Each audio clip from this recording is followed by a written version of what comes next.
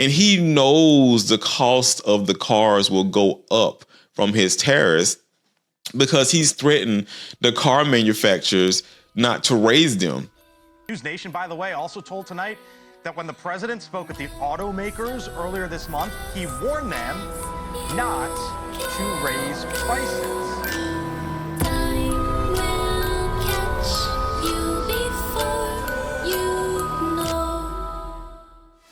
Welcome to PTGtv. This is your host, Antonio Hicks. So, what happened to all of the promises? I won on two things, the border, and more than immigration. You know, they like to say immigration. I break it down more to the border, but I won on the border, and I won on groceries. It's a very simple word, groceries. Like almost, you know, who uses the word? I started using the word, the groceries, and I won an election based on that. We're going to bring those prices way down.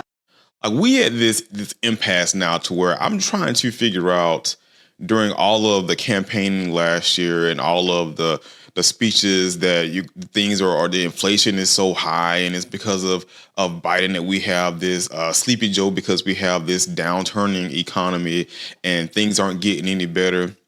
What happened to all the lowering of the grocery prices? And I mean, we discussed this in a previous episode before, like momentarily, because I mean, what he said was, when I win, I will immediately bring prices down starting on day one.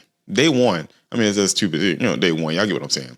We will drill, baby, drill, he said, referring to increasing domestic oil production. That's going to bring down prices of everything. Yet his day one consisted of instituting massive tariffs, which will cripple our economy and all of our allies, threaten to annex other countries' territories, giving an unelected billionaire access to the U.S. Treasury, amongst other agencies, bypass Congress to try to defund programs Americans rely on, Social Security and all those things. Release violent loyalists from prison, which I thought it was Antifa that was storming the Capitol on January 6th. But now I guess they were all Trump supporters because he pardoned them all. I mean, he attempted to fire anyone investigating or prosecuting his or her supporters' crimes. I mean, he wanted to get rid of law firms that was prosecuting him because of legal issues and crimes and laws that he broke. He fired inspector generals who act as government watchdogs, intimidated media organizations with lawsuits and threats to take away their licenses, and then they enacted their own ways of doing things by getting rid of certain shows or journalists to cater to him. Same as trying to get rid of all of the black faces within the cemetery and on the websites, and do defunding for the Smithsonian's for their so-called ideological exhibits they have there when it comes to African American studies. Even wanted to reduce funding for HBCUs if they didn't get rid of African American history. And then to turn around and have his nominees come in, all DEI hires who have hardly any background in any administration or part of the administration that they're working in.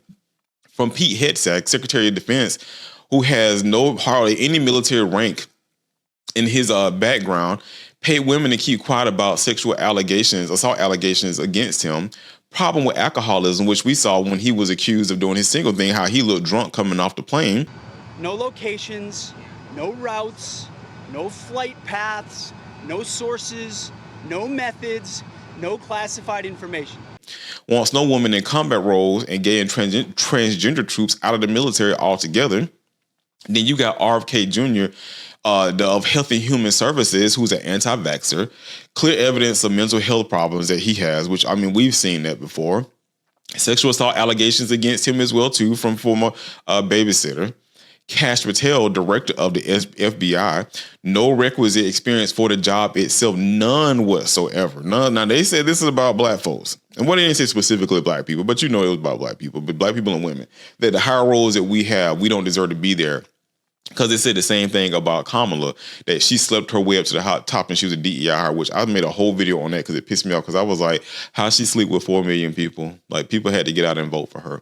And people are still on the mindset that she's still a DEI hire. And I was like, that in itself don't even make any sense. He has an enemies list. This is still on Cash Patel, an election denier, and QAnon sympathizer. And then you have Linda McCaffin, Secretary of Education, who is unqualified, no degree in education whatsoever.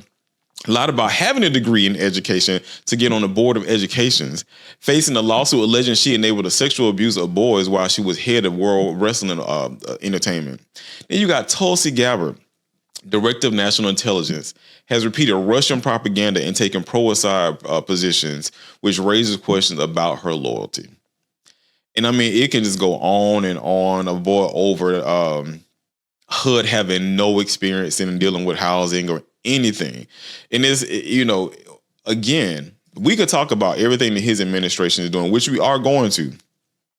So between the nominees, because I'm like, you got these people in here. You always accusing other folks of not being qualified for the job, yet you put people that was underqualified for the jobs into roles that they are not qualified for. But yet other folks that are deserving of their jobs, that work their behinds off to get into those jobs, aren't deserving of those roles, and you remove them from them.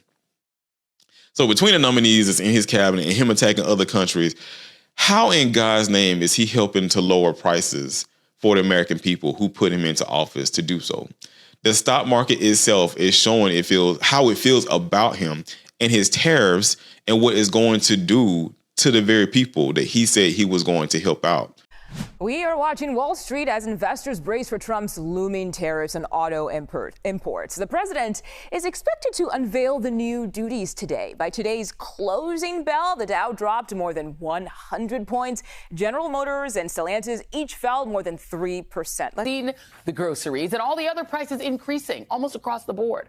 According to a data assembly index, Meal Solutions, the meal services for ready-to-eat options are up 4.4%. Baking items up 2.8%. Candy, gum, 6.2%. Grain, beans, and pasta up 2.2%. Egg prices, which we are making a point to track here on the show, are now more expensive than at any point in the last decade. With car pricing rising and consumers having to take on those very burdens because that's how tariffs work. And him saying lowering the cost of groceries is harder than he thought. But he said it was easy. Well, he didn't necessarily say it was easy, but he said he was going to be able to do it on day one, which implies that it's easy. Deporting low-wage workers who, are here illegally, yet still not penalizing the companies that bring them in here because they want to pay lower wages to those very people, which entices them to even come here. But you don't want to, you penalize the workers for wanting to come over here and have a better life, and they're working those lower paying jobs. But you're not penalizing the companies who entice them to come over here because they don't want to pay regular Americans the wage they're supposed to get paid. So, but it's the problem of the people that's coming over here legally. But then they're the people that help keep our prices down. If and when those very companies hire people and paid them the wages they're supposed to get paid, then the consumers would have to absorb the pay rate of what they're bringing. Same as the people in industries where they don't want to pay healthcare costs for their employees. And so because they don't want to do that and they're being forced to do it in certain places, they force that down now to the consumer and raises the price of the product they're selling on us to make us pay for it. And you have to wonder why we're falling behind in education in this country. And he knows the cost of the cars will go up from his tariffs because he's threatened the car manufacturers not to raise them. News Nation, by the way, also told tonight that when the president spoke at the automakers earlier this month, he warned them not to raise prices. Kamala Harris talked about price gouging, right? And at the time we said, no. That's price controls. Right. And you don't hear Democrats talking about that now. The president of the United States telling leaders of an industry to not raise prices, that's price controls. I mean, his supporters even seem to think that him saying he wants Canada as a 51st state is just a joke. And he's trolling his haters just to piss them off. The voters we spoke with think the president is taunting Canadians with his 51st state threats. Don't. It's a joke. It's a joke. Do you think it's a joke? Oh no, it's a joke. It would never happen. It cannot happen. He's doing that just to get under people's skin and to make them upset.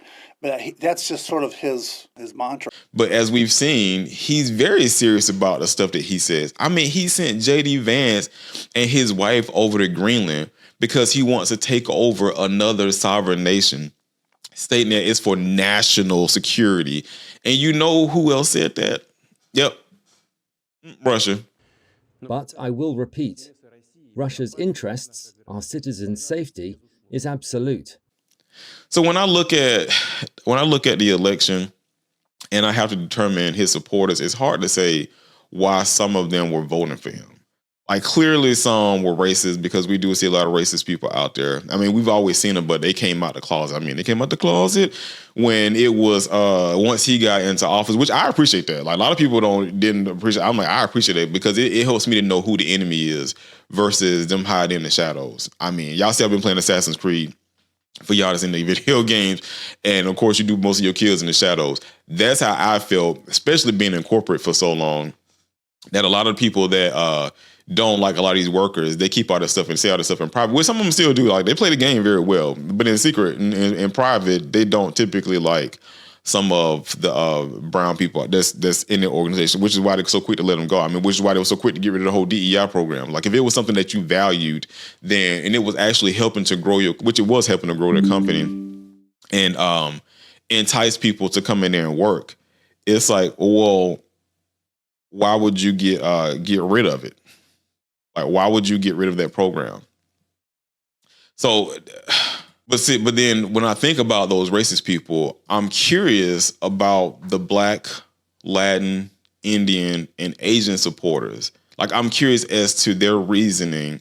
And I know it's something that I will never know, and it's something I will never get a true answer to. Because, I mean, you'll get all of them and they say that, well, you know, we glad that he's in because, you know, he's here to protect the borders. And I mean, it's the same garbage that they repeat out and regurgitate. And it's had me having to debate with family who I've talked to saying stuff like that. And I'm like, the whole time that you've been here and the whole time that you've been working, at what point in time did anybody crossing the border affect your life? Like, at what point in time did it really affect your life and your well-being and your family's well-being? So, like, you concern yourself. And I'm like, it benefits you to a degree because it helps you with lower housing costs from them building your houses out. I mean, it helped you as far as grocery prices and stuff because, these farmers and stuff aren't charging excessive prices for their goods, which I don't see why they would be doing now because they need all the business they can get. So I'm like, I'm just not understanding how you would be upset behind the border, especially the older generation who's been working in jobs for over 30-something years. I'm like, at what point in time throughout all of those years that you've been working in one place did somebody coming across the border illegally affect you and your job? And it's like all of his actions have shown there's nothing about him that says he wants to help anyone or do anything for anyone outside of himself. I mean, he's reigning in the power to get rid of judges that don't fall in line with him, schools that teach anything, again, about Black history, abolish things involving the LGBTQ plus rights, and eliminate any form of government that checks the executive branch of the government, even trying to pass legislations to where he won't even need Congress to completely abolish federal agencies.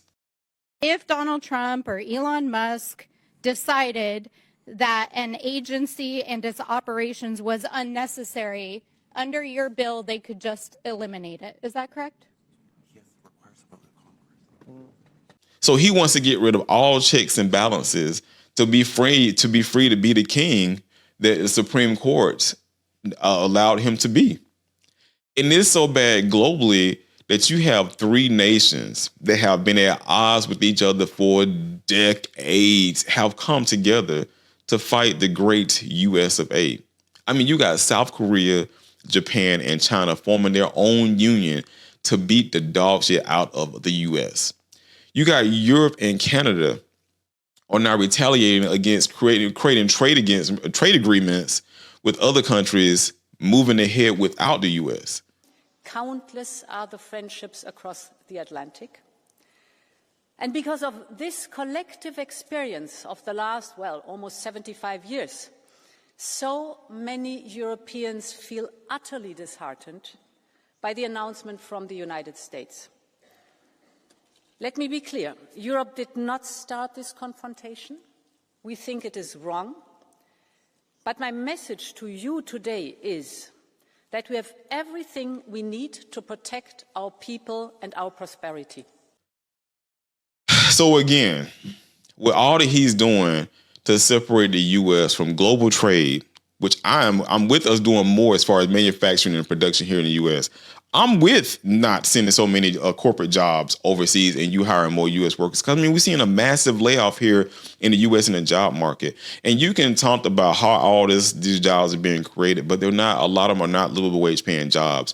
And you have so many jobs out here. The companies say they're hiring, but when you look across all the different platforms of people applying for stuff from Glassdoor to LinkedIn, I mean, people is like, well, if they're hiring, who are they hiring? Because we're not seeing, a lot of us aren't, been out of work for like a year or 2 years. So I'm like, I don't think it's a good thing to remove us out of the global market altogether. Because, I mean, we can create industries here and bring work back over here. But I'm like, I don't think that even doing that you should close down all imports coming in and raise taxes on them too. Like, that's crazy to me because not everything can be made here in the U.S., especially in the time frame it would take to actually build it out over here. So I'm like, so this ain't making America great. This is making America a large target for all of our enemies and now our allies. I mean, we're closing the borders to brown people and those of religions. Those are reasons that we don't like, but opening the door up to become enemies of everyone across the free world. So I'm like, so I don't even understand the intentions of his supporters and like, what is it that they're looking to get out of any of this? The older people, like, to me, arguing with older people don't even make any sense. Cause I'm like, y'all 1 foot out the door anyway. I mean, on the real on that. And it's like, I always say I love all the people, but at the end of the day though, you like one step out to the shadow realm. Well, I don't care what you believe in. It's like you almost out of here anyway. So when they say, oh, well, we need somebody to protect our borders, man, are you really concerned about borders? Like, really? I mean, are you seriously concerned? I mean, because I don't care if the markets I don't care if this country get flooded out with people that's not even from this country. What does it mean to you? Like, you in your 70s and you in your 80s, like, you almost out of here. Like, you one cough away from having a heart attack because we got a healthcare problem over here. I mean, it's you one step away from catching a virus that he himself won't even identify that's going to take you out, because we started during the pandemic. So it's like, why are you so concerned? And then when it comes to actually educated kids, well, I can't even call them educated because a lot of them stupid because they don't understand economics. And they definitely failed civics class. They even took a civics class. And I saw that with the 20 versus 1.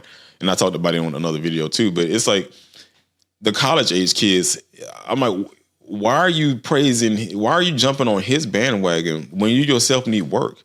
I mean, if you've been working anytime, like you've been investing money into the Social Security that you might not necessarily even see, which is agitating me, because I'm like, I've been working since I was off and on since I was 16. I started working full time when I turned 18, but I was working since I was 15 when I was able to work off and on, and I worked at the grocery. I worked at Winn-Dixie. So I'm like, so I've been really investing in my Social Security since I could invest in my Social Security. And I think I should be able to get all of it. Now I'm for, if you want to give me my money back, give me all my money back and let me invest it how I want to invest it. Now, it won't work out because what we're paying into it now is actually going towards people's Social Security now. So it would actually hurt our older people. But that's why I believe that we need UBI. We need UBI because all the automation is taking place.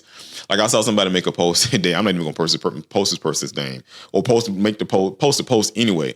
But she was saying that she works in technology, that we should stop talking about AI as much and stop hyping it up so much, because with us hyping it up so much, it's telling employers and companies that, because we're hyping it up, they don't necessarily need more of us. They can just use the AI that we're boosting. And I'm like, no, I don't believe that now. Because I was like, they was looking for a way to get rid of people anyway. I'm like, AI ain't got nothing to do with it, because you need somebody to know how to use the AI, which is the same thing when I talked about Alexis, Serena's husband, when he said it, he was like, AI is not taking jobs. I was like, oh, AI is taking people's jobs and causing people to lose their jobs.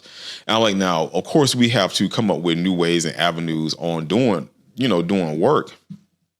But still, at the end of the day, though, it is taking people's jobs. And then so you have, and then you have the Republican Party defending him. And I know behind closed doors, they know what he's doing is stupid. And it was like, well, you know, they trust in the president. You have to trust the president's instincts on the economy, okay? And why? This isn't blind faith. Remember what he accomplished in the first administration. Before COVID, we had the greatest economy in the history of the world. Now, and they trust in all that he's going to do and that he's doing the right thing for this country. And I'm like, no, he's not. Like, he's opening us up. Like, you fighting with Canada, you want to get rid of the Panama Canal to have the U.S. so-called take it over, and you want to take over Greenland. I'm like, to me, in my conspiracy theory head, it sounds like you a Russian spy. That's what it sounds like to me. You're doing everything and anything that Putin has done to open us up to our enemies, because you're taking down all of the safeguards that will protect us, and to ultimately be under so-called our power, which would be under your power, to allow our enemies to come in and invade our country. I mean, this fool want to bypass even the Constitution to seek a third term and say that, oh, there's ways around it and we can get it done. So, also making headlines today, President Trump said he is considering serving a third term despite the constitutional ban. He made the remarks to NBC News. When asked about the details, the president said, "I'm not joking, and there are methods which you could do it." And then you had the one trying to buy the election, which I'm going to end it at that. He did his best to try to buy an election in Wisconsin, and the Wisconsin showed up this time, which everybody showed up last time for the election, but I guess they learned from their mistake. I'm not saying they didn't show up to vote.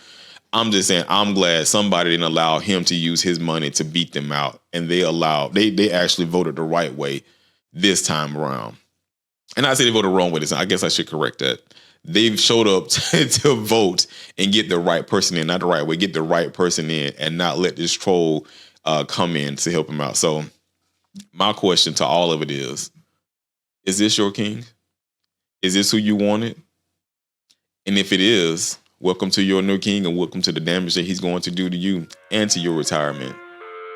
On that note, live for today, because tomorrow's not promised. Laugh about the things that you have no control over, and lead with your heart, because I believe if you lead with your heart, God will send blessings your way. Until next time. Inside my own world of make-believe, kids scream.